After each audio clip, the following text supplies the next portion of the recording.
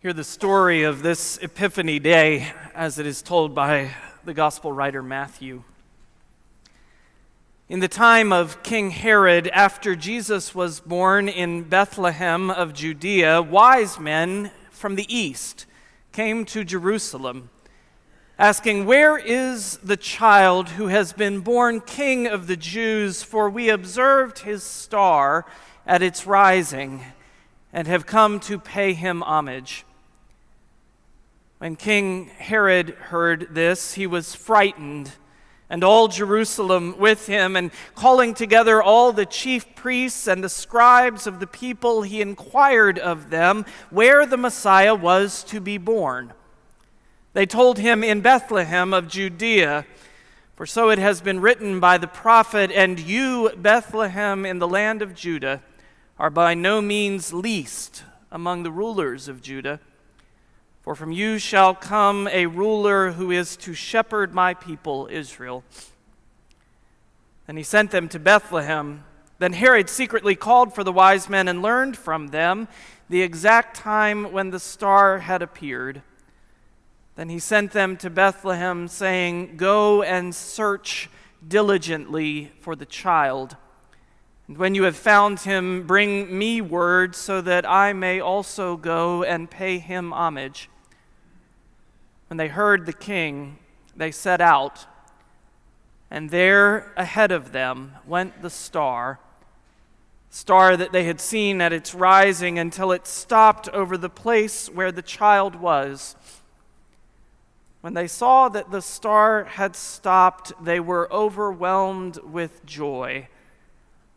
On entering the house, they saw the child with Mary, his mother, and they knelt down and paid him homage. Then opening their treasure chests, they offered him gifts of gold, frankincense, and myrrh.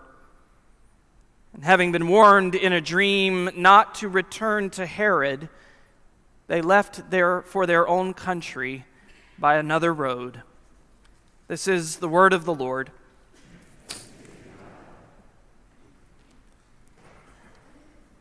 Well, Christmas has come and gone. A new year has begun, and we are again gathered in worship. And just when we might be tempted to give in to the post-Christmas blues, the church calendar insists on celebrating another holiday. Just when the nights are darkest and the days seem shortest, we are reading and singing and preaching and hearing all about light. Now, I don't know about you, but I always experience at least a little bit of a letdown as the joy and beauty and togetherness of the holidays gives way to a long January gloom. On Tuesday afternoon, I returned from Kansas City to Indianapolis all by myself. I was traveling a day ahead of the rest of my family, and as I walked into our home on that gloomy Tuesday afternoon, I was struck by how all that had seemed so festive and joyful 7 days earlier now seemed suddenly somehow sad. The tree, for lack of 8 days of water, was drooping. Those battery-operated lights strung around our boys' small artificial Christmas trees were dimming, and their pulse was fading as the batteries died. The sounds of laughter and joy that had filled our home on Christmas morning were now replaced by an eerie silence. I thought then of W.H. Auden's Christmas oratorio, "For the Time Being," which so beautifully describes this post-Christmas mood. Here's how Auden puts it: "Well, so that is that. Now we must dismantle the tree, putting the decorations back into their cardboard boxes. Some have got broken, and carrying them up to the attic. The holly and the mistletoe must be taken down and burnt, and the children got ready for school. There are enough leftovers to do warmed up for the rest of the week. Not that we have much appetite, having drunk such a lot, stayed up so late, attempted quite unsuccessfully to love all of our relatives, and in general grossly overestimated our powers. Once again, as in previous years, we have seen the actual vision and failed to do more than entertain it as an agreeable possibility. Once again, we have sent him away. The truth is that I am haunted by Auden's words every single year. For here at the beginning of January, it's back to the real world. You know, the one we left behind, if we were lucky, for at least a day or two over the holidays. Once again, I have sent Christmas away, packed up in cardboard boxes and stored in the attic until next December. And yet there is something about that vision which Auden capitalizes the opening letter, that capital V vision that will not let us go. And here's how he describes it. To those who have seen the child, however dimly, however incredulously, the time being is, in a sense, the most trying time of all. We can repress the joy, but the guilt remains conscious, remembering the stable, where for once in our lives, everything became a you, and nothing was an it.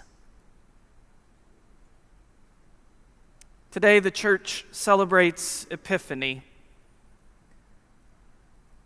I've always been grateful that I was ordained on Epiphany Sunday 11 years ago this morning. Because on Epiphany, we hear again the story of these three ancient seekers, magi, kings, wise men, those who traveled from afar following a star to the place where the Christ child was. It is a beautiful, compelling story. The vision, the prophecy, the political intrigue, Herod's jealousy, the journey, the star, the treasures of gold and frankincense and myrrh. All told, Epiphany is a testament to the church's bold conviction that the Christmas story does not end in a stable in Bethlehem. No, that capital V vision reminds us that the time being is the time that matters. The journey reminds us that we, like the Magi, are still seeking truth. The truth that led them to worship with overwhelming joy when they arrived. I think anyone who might be tempted to give in to the post-Christmas letdown can take great comfort in the story of the wise men. Think of this. When Jesus was born in Bethlehem, they missed it entirely. They were still many miles and maybe even months away. They were duped by Herod and surely dealt with all of the complications and difficulties of holiday travel. How many of us can relate to the Magi? How many of us longed to experience the joy of Christmas, but for some reason we were never fully present in the moment? How many of us need another shot, another chance for Christmas joy and meaning? Thinking of how the week before Christmas, one member of our congregation stopped by the church office, and we happened to encounter each other in the atrium. And as we talked, and I asked him about his Christmas plans, he mentioned that his celebration of Christmas might have to wait until April. I'm just too busy right now, too much going on. I think his name is Legion, that many of us can relate. Surely the wise men could. And so this Epiphany Day, this ancient story gives us this blessed assurance that it is not too late. Because what distinguishes these three is not their punctuality, but their persistence. They didn't give up. They journeyed on.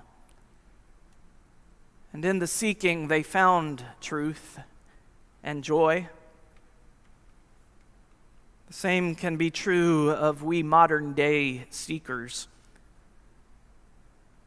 As we begin a new year in worship at Second Presbyterian Church, we'll be spending these first few weeks of 2019 focused on some of the central words of our tradition, words that are well worn but not yet worn out. And this Sunday we begin with faith.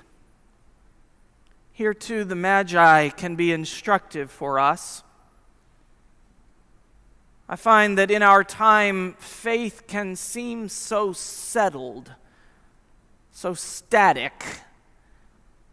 We have faith in that which does not change or surprise us. Or perhaps worse, faith can be reduced to its more pedestrian uses. We've been hearing the word faith a lot in reference to the Indianapolis Colts lately. And I understand why, but this Epiphany Day challenges our assumptions that faith rests primarily in this mortal realm. If we're going to relearn the language of Christian faith in a way that is compelling and impacts our lives, we're going to need to begin with this central truth. That to call ourselves people of faith must be about more than simply what we believe to be true. Faith does not exist primarily in the minds or hearts of human creatures. To have faith is to ground our lives in the faithfulness of God. It means trusting God enough to live the faith we profess. Here at the commencement of the year 2019, everyone is looking for some truth that is deeper than the often overwhelming lies all around us. And most of us have exhausted the easy options. We have found that feelings of apathy cannot be conquered by working a little harder or living a little faster or grasping a little more tightly onto what we have. We have found that those feelings of despair cannot be overcome through simple denial or isolation or retreat. We have found that they cannot be assuaged by lashing out angrily against those who see things differently. We have found that they cannot be suppressed for long by following the compulsion to turn inward, to see to the needs of only myself, my family, those most like me. All these temporary remedies have proven impotent to sustain and nourish us, and so here we are, seekers in search of real community, hungry for a deeper vision of grace. Those traveling kings could have given up, but something propelled them forward. No longer content with their lives of empty abundance and easy comfort, they became seekers. Matthew says they followed a star. I believe it was also a capital V vision. The vision of the one who would bring purpose beyond what they could imagine. Whenever we stop seeking, we cease to be followers of a living God. The journey of the wise women and men never ends. By God's grace, there will be epiphanies along the way, these sudden realizations of some exciting unknown truth, some life-changing insight, some soul-comforting wisdom, some unanticipated divine encounter. The point is never to rest in our assumptions or grow smug in our understanding. The point is to wrestle with discomfort, to open ourselves to new experiences and perspectives, to remember always that the opposite of faith is not doubt. The opposite of faith is certainty. Faith always opens us to the newness God intends for us. As individuals and as a community of faith, we must commit ourselves to ceaseless seeking, to continuing growth in faith and hope and love. Perhaps here at the beginning of a new year, you find yourself longing for a deeper faith. My pastoral suggestion is this: keep seeking. Commit not to some already known destination, but to the thrill of a journey. Follow the vision. This year may yet bring an epiphany in your life. In his masterful 4 quartets, T.S. Eliot writes, "With the drawing of this love and the voice of this calling, we shall not cease from exploration. And at the end of our exploring will be to arrive where we stand and know the place for the first time." And I would add, what a journey it will be. Happy Epiphany, second. Happy New Year. Amen.